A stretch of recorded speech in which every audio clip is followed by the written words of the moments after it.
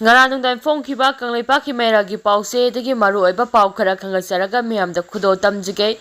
district hospital oire hana laothokhraba jiribam community health center doctor amasu nurse kaya awaipa leibadagi ana layingbagi khudong chaba mapumphana phangdana leire Manipur tholiba kalu ani ki irang achina so alaba district ama oiriba jiribam district ki oine leiriba community health center ase district hospital oire haiduna lising ani ga subna taraga taruk taraga taretta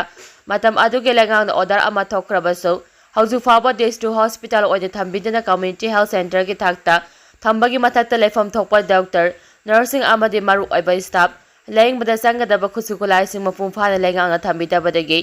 jiribam ki miyamna ana laying bagi khudong saba phangdaduna haujik leirei pause asina thijilobadagi phangba paugi matung inade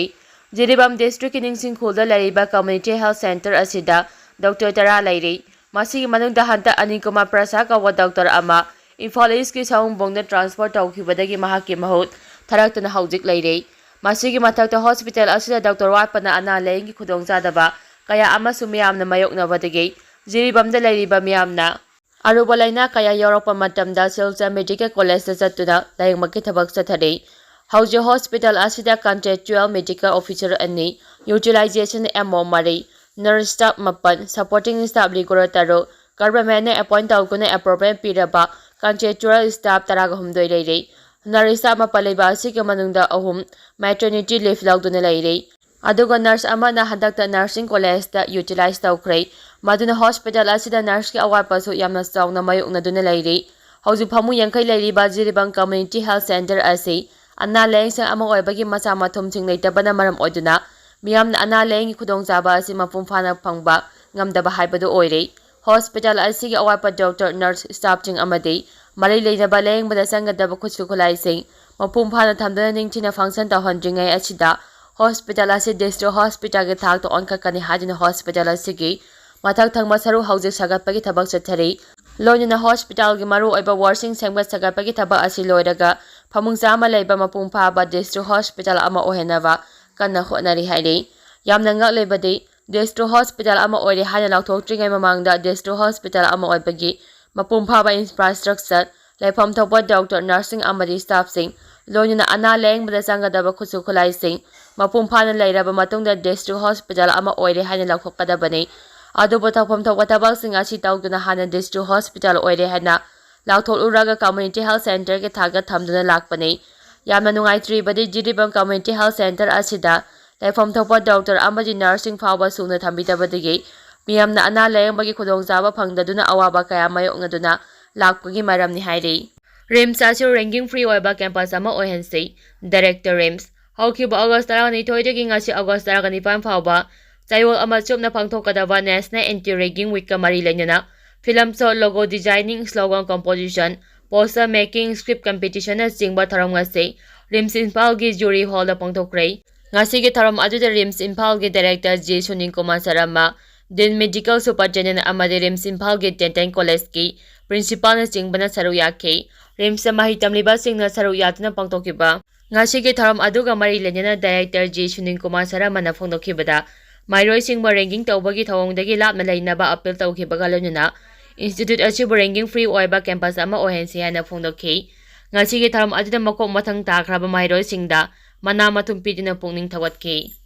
accident da mioi ama lekhidrei ngarang numidang pung 8 rom taba matamda Nambo police station ngi manungchanna tidim lambi paringi Nambo maibam lokpa sing manakta bullet registration number MN01 F9418 tongduna lakpa mioi ama masa matomta accident thokpadagi Nambo community health center da pukhalaba matungda laikanaba ngamdana laikhidre hairei laikhidraba mioi adu kodong popui mamang laikaidagi laifrak pram rosan sai kungotare apokpa laikhidraba laifrak pram tomba kawi hairei private school da tamleba OBC mahiroi singbusu pre-matric scholarship thaba yahanbiu desam Manipur da lariba private school da mahitam jariba laita laira OBC mahiroi singbusu pre-matric scholarship asi thaba yahanbiu haina Democratic Student Alliance of Manipur desam ki maikedi Ministry of Social Justice and Empowerment Government of India da hijackre hairi desam headquarter ki secretary social welfare ki thopuriba Ningthokjom Robinson na khoyak piduna Union Ministry of Social Justice and Empowerment Government of India da pisinghi bachero adu da haribade Desamna mahi masingi kanglona quality education puraknaba lamdamsida honaduna lakli. Masida lairaba OBC mahiroisingna mahi masing tambada mateng khara laingangna pangbiduna lakpado khwaidagi laibak thibadi lange chaitheng nangduna mahi masing tambada waneringai chare achida pre-matric scholarship kidamakta class 9 amadi 10 ki lenga ki school da tamba mahiroising khaktana hariba scholarship asi piba yagani haina haukiba July 13 da Directorate of Welfare of OBC and STG Director na chero amathok pada private school da tamjaba laita laira OBC mahiroi singbusu pre-matric scholarship asi thaba hanbiu haibasini makha tarapoina kangla paudagi maru oiba pau khara khangasaraga miyamda khudo tamjige Home Guard Association na SC da wakakadariba asida Home Guard singna saruk yaminase mangi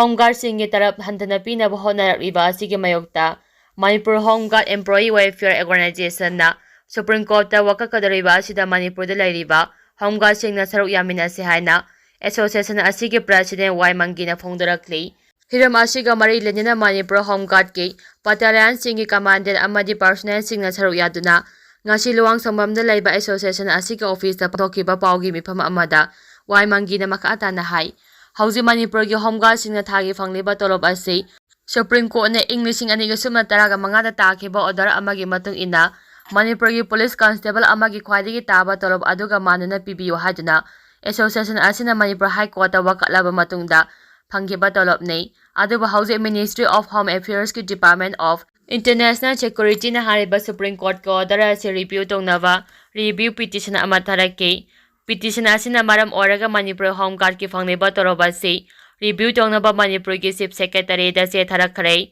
Manipur Home Guard ki fangliba tolob khara asi amuk review toroga hantana pinaba hotnarakliba asigi matangda Association asina sahi asigi April 19 da Special General Body Meeting ama phamduna Supreme Court ta review petition ama thengnana ba warep lauki hariba Special General Body Meeting asida personal chari rom lakhidaba adu kari maramda ge lakhidabano haibadu khangba pami meeting aduda takiba warek ki matung ina tha asigi kunga tarukta mifam ama pangthokna Manipur da lariba Home Guard personnel singi apunbagi